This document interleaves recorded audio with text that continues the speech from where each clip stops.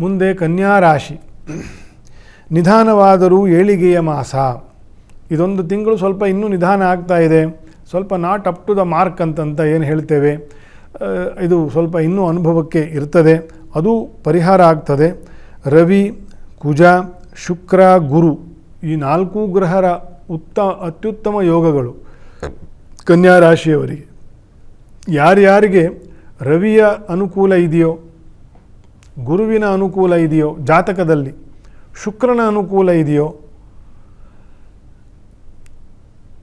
ಕುಜನ ಅನುಕೂಲ ಇದೆಯೋ, ಅಂದರೆ 2ನೇ ಮನೆ, 4ನೇ ಮನೆ, 5ನೇ ಮನೆ, 7ನೇ ಮನೆ, 9ನೇ ಮನೆ, ಈ ರೀತಿಯ ಅನುಕೂಲಗಳಿದೆಯೋ ಕನ್ಯಾ ರಾಶಿಯವರಿಗೂ ಆ ರೀತಿ ಅಂಥವ್ರಿಗೆಲ್ಲ ಈ ತಿಂಗಳು ವಿಶೇಷವಾಗಿರ್ತಕ್ಕಂಥ ಬೆಟರ್ಮೆಂಟ್ ನಿರೀಕ್ಷೆ ಮಾಡಬಹುದು. ಮುಂದಿನ ತಿಂಗಳು ಆ ಅನುಭವಕ್ಕೆ ಬಂದಾಗ ನನ್ನನ್ನು ಜ್ಞಾಪಿಸ್ಕೊಳ್ತೀರಿ ನಮ್ಮ ಕಾರ್ಯಕ್ರಮವನ್ನು. ಕನ್ಯಾ ರಾಶಿಯವರು ವಿಷ್ಣು ಸಹಸ್ರನಾಮ, ವಿಷ್ಣುವಿನ ನಾಮಸ್ಮರಣೆ, ಅಚ್ಯುತಾಯ ನಮಃ, ಅನಂತಾಯ ನಮಃ, ಗೋವಿಂದಾಯ ನಮಃ ಅಂತಕ್ಕಂತಹ ತ್ರಯನಾಮ ಜಪ ಮಾಡ್ತಕ್ಕಂಥದ್ದು, ಕೇಶವಾದಿ ನಾಮಗಳನ್ನು ಜಪ ಮಾಡ್ತಕ್ಕಂಥದ್ದು, ವಿಷ್ಣು ಪ್ರೀತಿಕರವಾಗಿರ್ತಕ್ಕಂತಹ ಸೇವೆ ಅಂದರೆ ನಾಮಸ್ಮರಣೆ ಒಂದೇ. ಕಲಿಯುಗದಲ್ಲಿ ಅದು ವಿಶೇಷವಾಗಿ.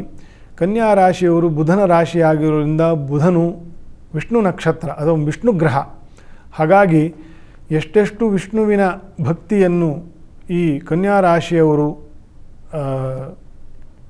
ಮಾಡ್ತೀರೋ ಅಷ್ಟಷ್ಟು ಗ್ರಹ ದೋಷಗಳು ನಿವಾರಣೆ ಆಗ್ತದೆ, ವಿಘ್ನಾದಿಗಳು ಪರಿಹಾರ ಆಗ್ತದೆ, ಹೊರಗಿನಿಂದ ಬರ್ತಕ್ಕಂತಹ ಅನೇಕ ದೋಷಗಳು ಪರಿಹಾರ ಆಗ್ತದೆ.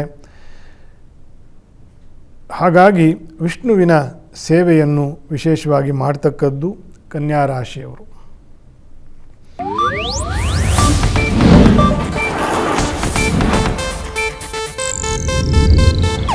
ಇದು ಏಷ್ಯಾನೆಟ್ ನ್ಯೂಸ್ ನೆಟ್ವರ್ಕ್ ಪ್ರಸ್ತುತಿ.